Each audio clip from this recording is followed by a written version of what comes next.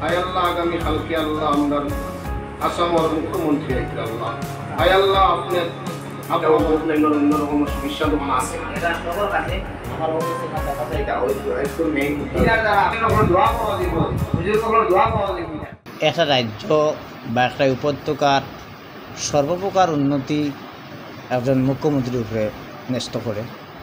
মুখ্যমন্ত্রী সুস্থ থাকা, সবল থাকা। আমরা আসামের মুখ্যমন্ত্রীকে আসামের মুখ্যমন্ত্রীকে ডাইনামিক মুখ্যমন্ত্রী কই। ডাইনামিক মুখ্যমন্ত্রী কেনে কই? তাই 18 ঘন্টা কাজ করে।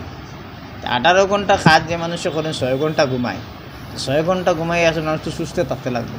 এবং তখন আমরা বরাকবেলির মানুষ, তাই না আমরা বরাকবেলিতে আইতরা, বিশেষ করে শিলচর আইতরা।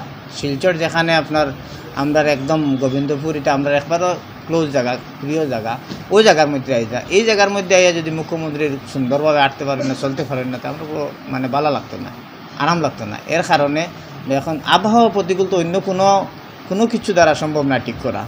আমরা ডাইরেক্ট আল্লাহর কাছে দোয়া করি আর যাতে কালকে এই আবহাওয়াটা সুন্দর থাকে এবং 3 দিনের তান বরাক সফরটা সুন্দর থাকে এবং বরাক উপত্যকার প্রতি তান মানে অন্য ধরনের একটা নজর আমরা চাই আর যে বরাক উপত্যকা আসামের মধ্যে 1 নম্বরভাবে উন্নত করার লাগে আমরা তার কাছে আশা রাখি আর কি। আমরা একটার পর একটা দাবি রাখবো, এই দাবিগুলো তাই পূরণ করবা। তাই সুস্থ থাকলে না তো আমরা দাবি পূরণ করতে পারবো, ওটাই কিন্তু।